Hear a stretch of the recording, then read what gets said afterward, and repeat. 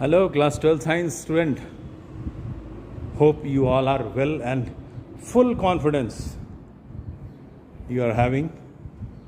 After 2 days, your term 2 exam is there, physics. So you have prepared well. Now this video I am making so that it boosts your confidence by going through the important topics. However, there is no question of the importance. But if you are going through these topics, the confidence level will increase. आत्मविश्वास भरा हुआ रहेगा. ठीक है, ये topic बिल्कुल पढ़ के जाओगे, छोड़ना नहीं है, एकदम सॉलिड करके आना. 35 में 35. Okay, best of luck.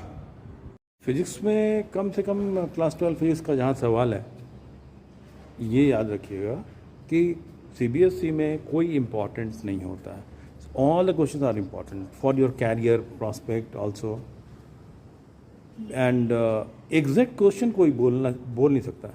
जैसे total internal reflection, it is very difficult to say that exact question which are going to be come in the exam. लेकिन these are the topics, some important topics which you have to go through it. In term 2 physics, you remember optics plays a very important role. So you have to go through the optics with a complete package and this minimum learning program. Okay, best wishes, shubhkamnaएं. I am repeating once again that there is no question, no any important question, but you have to go through these topics which I am going to tell, the minimum learning topic, which boost your confidence.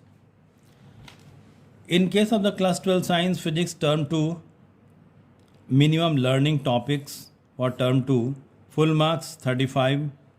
Which are the chapter from which the question will be asked? पहला कौन सा? Electromagnetic waves. दूसरा optics. Then dual nature of radiation and matter, atoms and nuclei, electronic device. देखिए, electromagnetic waves और optics मिला के 17 marks का question होगा. That's important. Optics plays a very important role. Optics का फुल पैकेज पढ़ के जाना है. Then comes the dual nature of radiation and matter and atoms and nuclear. ये दोनों मिला के 11 मार्क्स का क्वेश्चन रहेगा.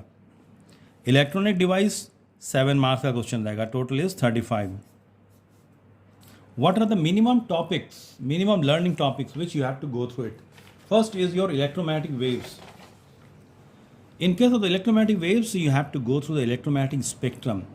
जो different rays है, waves है, radio waves, microwave, infrared, visible, ultraviolet, X-ray, gamma rays, ये सब का बेसिक चीज़ पढ़ना है और इसका यूजेस कहाँ यूज़ होता है. जैसे X-ray कहाँ यूज़ होता है फ्रैक्चर ऑफ द बोन्स को डिटेक्ट करने में, माइक्रोवेव कहाँ यूज़ होता है, रेडियो वेव्स, ये सब ज़रूर देख लेना है. और इसका वेवलेंथ कौन सा, ascending order and descending order में वेवलेंथ है.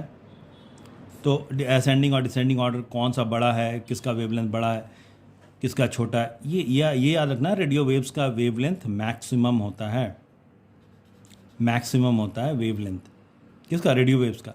और गामा रेज का वेवलेंथ सबसे कम होता है, मिनिमम. तो जिसका वेवलेंथ ज़्यादा होगा और उसका फ्रीक्वेंसी सबसे कम होगा. तो इसी ऑर्डर में याद रखना है. और इसका क्या रेंज है वो भी याद रखना है, users. Then comes to the optics, very very important.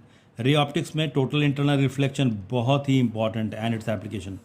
इस पर बेस कॉन्सेप्चुअल या न्यूमेरिकल कुछ भी आ सकता है, very very important. Then comes to lens makeup formula, जो कि रिफ्रैक्शन एट स्फेरिकल सर्फेस का पार्ट है. Then refraction through the prism and thin lenses in contact. Ray optics में, ये ऑप्टिक्स का 3 पार्ट्स हैं. रे ऑप्टिक्स में इतना मिनिमम पढ़ना है, that's a very important. Optical instrument में माइक्रोस्कोप और टेलीस्कोप दोनों condition and it's derivation of the magnifying power, very very important. Reflecting type of telescope, it's advantage, खासकर न्यूटोनियन जो है, क्या एडवांटेज होता है, क्रोमेटिक एबरेशन, स्फेरिकल एबरेशन नहीं होता है, वगैरह वगैरह. All these things, very very important. Then comes to the wave optics, proof of the laws of reflection and refraction on the basis of Huygens principle. Huygens principle क्या है उसका 3 postulate याद रखना है. And on the basis of this Huygens principle, proof of laws of reflection and refraction. Then this is the first one. Second one, interference, complete package. Interference का theory of interference and the pattern or the bright and the dark fringes condition, all these things you have to go through it. इसमें optics में कोई compromise नहीं. Then third one is your diffraction at single slit with width of central maxima, उसका expression. और जो important diagram है वो सब देखना है. जैसे इंटरफेरेंस है तो intensity of the bright and dark fringe का सेम रहता है. अगर डायफ्रैक्शन है तो उसका इंटेंसिटी सेंट्रल मैक्सिमा का मैक्सिमम होगा, बाकी घटते हुए क्रम में होगा.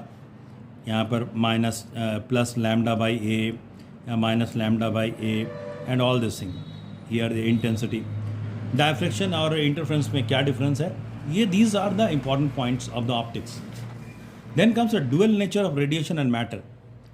आइंस्टाइन फोटोइलेक्ट्रिक इक्वेशन, इस पर न्यूमेरिकल या कंसेप्चुअल क्वेश्चन कुछ भी पूछ सकता है. Then comes to the very important experimental study of the photoelectric effect. जितना तरह का ग्राफ है, इस तरह का ग्राफ, इस तरह का ग्राफ, इस तरह का graph, all this are the very important. खासकर इस तरह का ग्राफ जो है, जो frequency and the stopping potential, इस ग्राफ से स्लोप क्या इंडिकेट करेगा, वाई इंटरसेप्ट क्या इंडिकेट करेगा, क्या निकालते हैं हम लोग, ये बहुत इंपॉर्टेंट ग्राफ है, very important graph. And the de Broglie's relation, conceptual question. De Broglie relation, lambda is equal to h by p, कहाँ से आया, क्या है, इस पर based conceptual question, very important. Then comes to the atoms and nuclei. Bohr's model, energy level, hydrogen spectra. ये complete hydrogen spectra का total radius, energy, time period, speed of the electron moving in the hydrogen atom, बहुत important है. Then comes to the nuclear density, and this based on this formula, R is equal to R naught A to the power 1 by 3. Nuclear density is independent of the mass number. Then comes a mass energy relation, mass defect, fission and fusion. Then electronic devices, the last unit, energy band, energy level diagram for the conductor, semiconductor and insulator. Very important. P N junction diode and I V characteristics, forward bias के लिए and reverse bias के लिए. Forward bias and reverse bias के लिए जो होता है वो उससे डायनेमिक रेजिस्टेंस कैसे निकालते हैं, all this things, P N junction diode. Then comes diode as a rectifier. ये तो बहुत ही इंपॉर्टेंट है, directly given, very very important, पूरा कंप्लीट रेक्टिफायर का सर्किट डायग्राम के साथ. Then special purpose diode, LED light emitting diode, photo diode, solar cell. ये तीनों अच्छा से पढ़ लेना. इसका आप जैसे फोटो सेल है, फोटो डायड है, उसका आईवी कैरेक्टरिस्टिक्स कैसा होता है वो तुमको देखना है. तो याद रखना है एलईडी में क्या होता है, एलईडी में लाइट एमिटिंग डायड में लाइट क्यों निकलता है, ऑर्डिनरी डायड में क्यों नहीं निकलता है, सोलर सेल का characteristics, all this things are there. Okay, be confident and best of luck. इतना मिनिमम पढ़ोगे then you will have no problem in solving the question. And best of luck for 35 out of 35. Okay, thank you.